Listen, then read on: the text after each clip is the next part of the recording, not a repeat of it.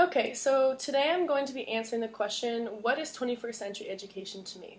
Well, 21st century education means that schools are exploring ways in which they can incorporate multidimensional frameworks. What I mean by that is that they include disciplines of critical literacy, digital media literacy, multicultural mental health literacy, environment and global literacy, and financial and moral literacy. And lastly, it's also the ability to develop and recognize that there are new literacies, um, and that you have to be comfortable incorporating them into the classroom.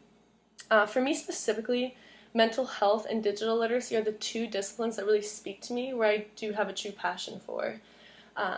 Being a future educator myself, I see how essential it truly is for young students to be exposed to mental health and the stereotypes that are associated with it. It is ultimately my job as a professional to acknowledge what mental health is and provide my students with coping mechanisms in a safe space to not only talk about mental health, but to acknowledge the fact that it is okay to talk about it in the hopes to diminish any negative attitudes associated with the term mental health.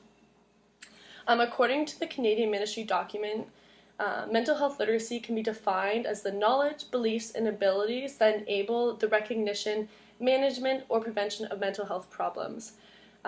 Mental health literacy has many benefits, which include prevention, early recognition and intervention, and the reduction of stigma associated with mental health, like I mentioned before.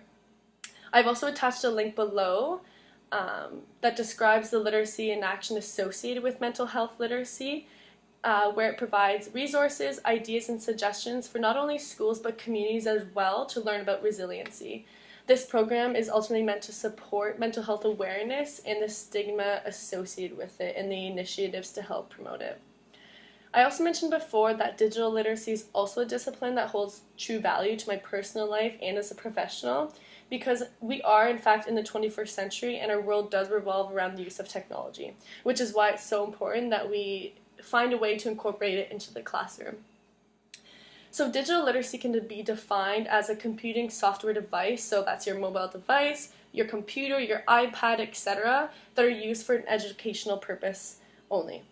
Digital literacy ultimately allows us to learn anytime and anywhere, which is essential in the 21st century educational framework.